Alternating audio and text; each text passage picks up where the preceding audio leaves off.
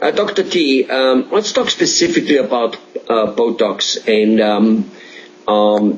improvements which might have been made, but more likely there's that stigma out there that you get a frozen face. You get you see the guys in a movie and they have Botox and then they can't drink their coffee. They slurp all over the place.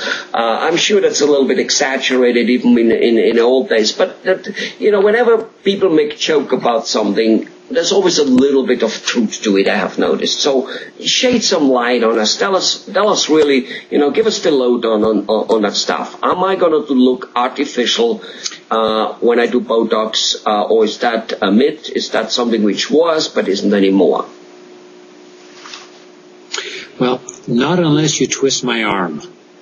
What I mean by that is most clients that come to see me that want Botox or ask for Botox, and again, every patient, every client is unique. I study their face, I study their expressions, and then I show them a mirror and I ask them to tell me what they're asking to improve.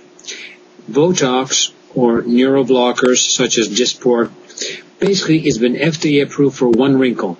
It's called the frown line, which is the line between our eyebrows, also known as the glabella complex. My goal, and I encourage, so they're much softer. I do have an occasional client that wants no motion, and I warn them, if there's going to be no motion, your face will look frozen. Most clients, when I share with them that, will choose to go the milder route, which is to soften and not to freeze. I see. So basically it depends on how much you apply, you freeze up, or you just ease the wrinkle, I would say. Exactly. And since in my practice, my clients pay by the unit, it's definitely more economical to get a softening instead of a total paralysis. I would like to mention one thing because many people do not realize this.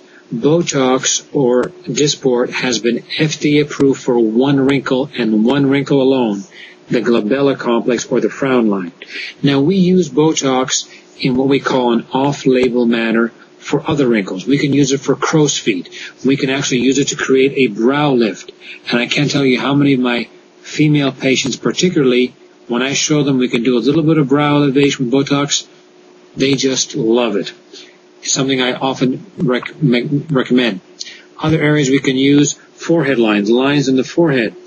We can soften those lines. We can actually even help the corners of the mouth that tend to droop down as we get older. And there are other areas we can use Botox. I see. Okay. Is it you mentioned in another video that there's also this thing called fillers, which is a little bit a different thing than a Botox. Is it possible or common to use Botox and fillers together, like a little bit of filler here and a little bit of Botox there, and then we'll look good again? Absolutely. That is absolutely true. In fact, often when my clients complain of a particular wrinkle here, it's been there so long, so many years, what we often do, I should say, is we'll go Botox first, and then we wait a period of time and to see what's left. In many cases, the little crease that's here, because there's no longer that wrinkling, will soften and they no longer have a concern. I do have an occasional client that still has a bit of a crease there because that's been going on for so long, and at that point we can actually add some filler perhaps a month later in order to lessen that depression even more. All right. Well, here you have it. So basically Botox is kind of only approved for this here, but that doesn't mean it can't be used for other things, and quite often you guys do use it.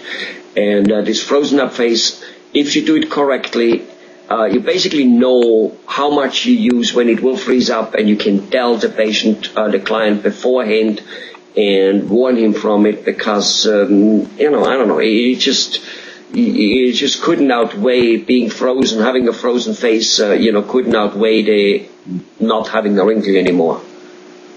Yeah, and I really encourage clients, especially first-time clients who've never had any kind of neuroblocker at all, to go conservative.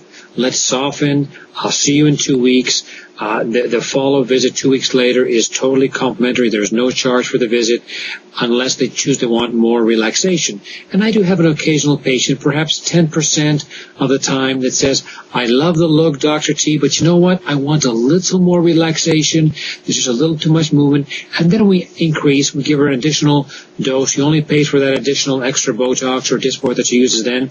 And often at that time they may choose, especially for the first timers, they will have one area treated on their first visit, and after that they're so pleased that on their second visit they say, this is great, I love the look, now I want to soften my crow's feet, I want to soften my forehead lines, and they will get additional areas treated the second time after they've been, so to speak, broken in to how effective and how harmless Botox can be. And again, you did mention in another video that on an average it lasts 3 to 4 months, and it can sometimes last a little longer, and apparently could possibly last longer as more often as you do it. Did I get that right? For first timers, it usually lasts about 3 months. What I found, when a client gets a neuroblocker on a regular basis, like every time the muscle starts to get active again, she gets another treatment, that we can extend that to 4, 5, and even 6 months. I have many clients that have been getting a neuroblocker on a regular basis who only now come twice a year. Okay. And definitely no funny major side effects such as, getting dizzy, being drowsy. And I'm talking about long term. I'm not talking right after the operation, maybe for a half an hour a day because of whatever. No getting impotent. None of that stuff happening. No long-term negative side effects have been reported. Beautiful. Thanks a lot, Dr. D. My pleasure.